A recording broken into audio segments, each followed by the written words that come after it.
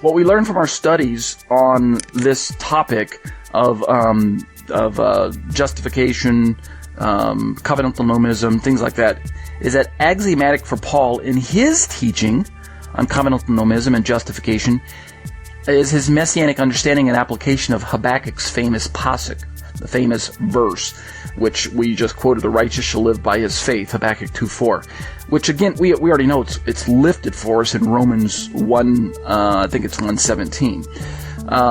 The just shall live by faith, the famous passage that got Luther thinking so much.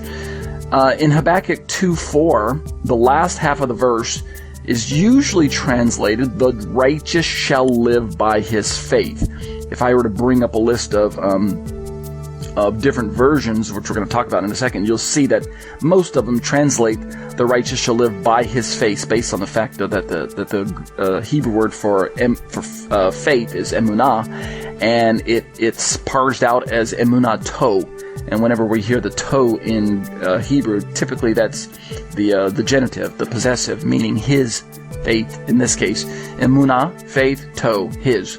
The righteous shall live by his faith, not just the righteous shall live by faith.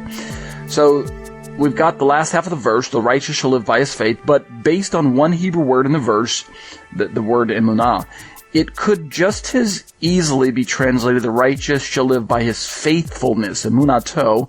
Emunah is faith, but it's also faithfulness. So that's very important for us to consider, especially from Paul's perspective when he's trying to explain about justification. That is, how is one brought into the people group of God? How is one declared righteous by God? Is it by his faith or by his faithfulness, or perhaps both? Let's keep reading. The Hebrew word emunah is both faith and faithfulness. We're at the top of page 77 now, which is why, if you look it up in the Habakkuk 2:4 in the NIV, the NLT, the NET, and the GWT, they all have faithfulness for this word instead of faith. And I think that's a good rendering. It's not either or. In my opinion, I'll just tell you right up front, it's both. In other words, it's one coin with two sides, faith and faithfulness. Interestingly, I found out that Young's literal translation has steadfastness. Kind of interesting translation there. So let's work our way towards Tim Haig's quote. The origin words for faith and faithfulness, as I mentioned earlier, share a noun and verb relationship in both Hebrew and in Greek. Tim Haig of TorahResource.com explains the Hebrew and Greek noun and verb cognates this way. So listen up. One of the major difficulties we encounter in our discussion of trust, believe, and faith/faithful, these words that we find in our Bibles, is that there's no corresponding verbal form of faith in the English language. You understand what he's saying? We have no way of saying that one, quote, faithed, end quote, or that someone is, quote, faithing in God. We don't speak that way in English.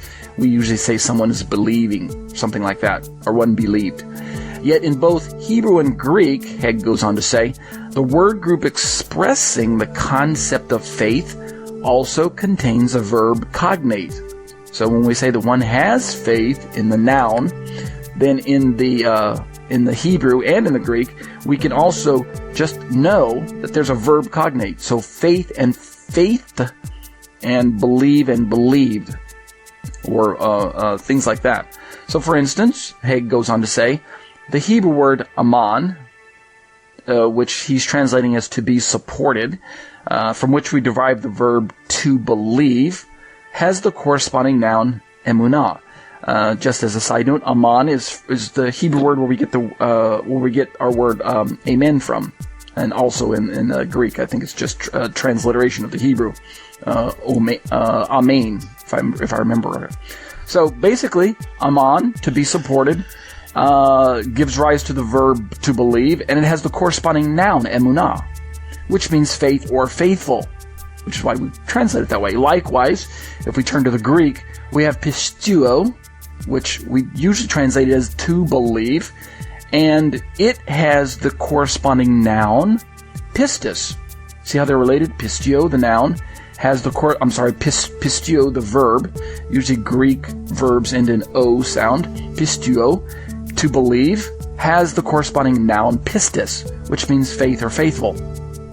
And unfortunately, many English readers don't realize that believing or having faith and being faithful all derive from the same word group, whether in the Hebrew or the Greek. Let's look at the footnote here. I pulled this from Tim Haig's letter writer book, FFOZ Publications, page 17 and 18 if you've got the book.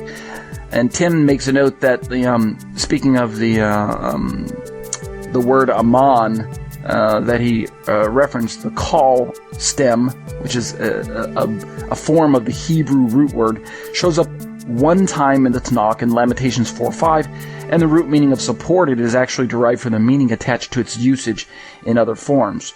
The Brown Driver Briggs Gesenius lexicon offer confirm or support as the root meaning of that particular word aman. All right, let's go back into my commentary.